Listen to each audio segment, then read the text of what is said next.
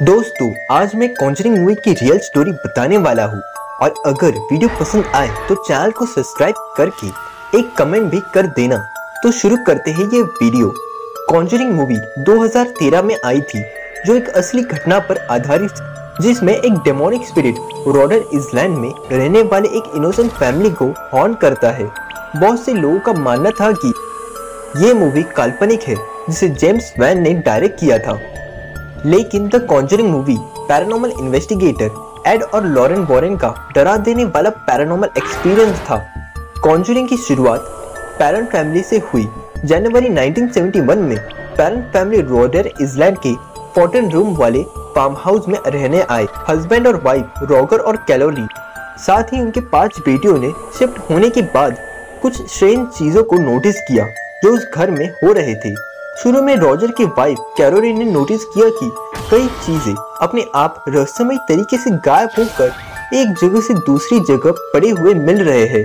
उसने किचन से आई हुई अजीब सी आवाजों को सुना जब किचन में कोई नहीं होता, और जब उसकी किचन की साफ सफाई हो जाती थी तो अगले ही दिन वो सारा कचरा ठीक वहीं पर होता था, मानो कि किचन की साफ सफाई ही नहीं की हो।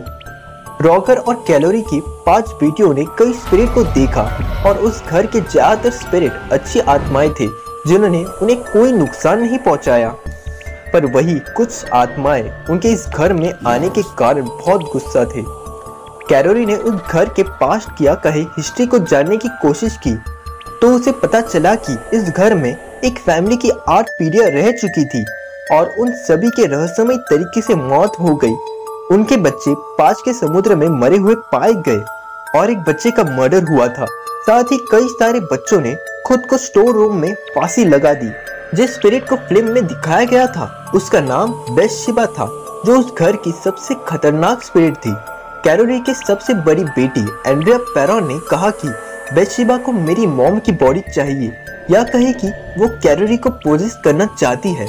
और असल में जहाँ अब पैरन फैमिली रह रही थी वहीं पर मिड 80s में बेथशेबा शर्मैन नाम की औरत रहा करती थी, और रूमर्स की माने तो वो सैतानिज्म यानी शैतान की वर्शिपिंग किया करती थी। बेथशेबा के नेबर्स की माने तो उनके मुताबिक बेथशेबा के कारण ही हमारे बच्चों की जान चली गई। बेथशेबा के मरने के बाद उसे बैप्टिस्ट सेमेट्री के पास जला दिया। पैरन फैमिली का विश्वास था कि वो बेथशेबा की ही आत्मा है जो उन्हें फिजिकली और मेंटली टॉर्चर कर रही है। एंड्रिया के अकॉर्डिंग उनकी फैमिली ने और भी स्पिरिट को एक्सपीरियंस किया।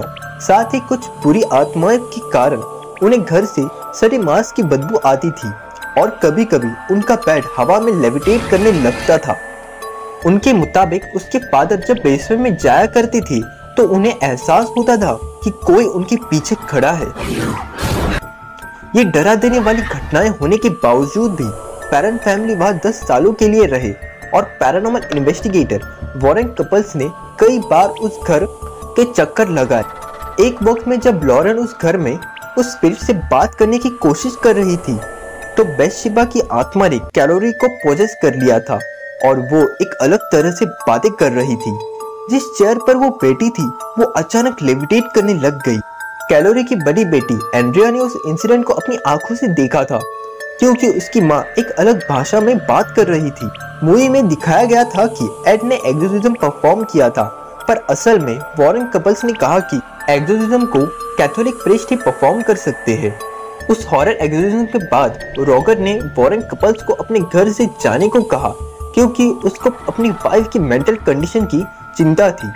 एंड्रिया के मुताबिक हम उस घर में कुछ साल और रहे क्योंकि हमारी फाइनेंशियल कंडीशन इतनी अच्छी नहीं थी, और फिर 1980 को उन लोगों ने वो घर छोड़ दिया। घर को छोड़ने के बाद वो सारी पैरानॉर्मल एक्टिविटीज उनसे दूर चली गई। और फिर कॉन्जरिंग मूवी को बनाने के लिए उन पे डॉक्यूमेंट्री और इंटरव्यू हुए। उन्होंने अपने साथ हुए एक्सपीरियंस को शेयर किया, और जब कॉन्जरिंग मूवी रिलीज हुई तो इस मूवी का एक अलग फैन बेस बन गया था। पर अब भी उस घर में वो सारे स्पिरिट और साथ ही वो बुरी आत्मा बेथशेबा वहाँ मौजूद है। क्या आप ऐसे घर में रहना पसंद करोगे या नहीं, कमेंट करके बताइए। और नए हो तो जल्दी से चैनल को सब्सक्राइब कर लीजिए और एक कमेंट भी कर दीजिए जिससे मुझे पता चले कि आपको मेरी वीडियोस पसंद आती है।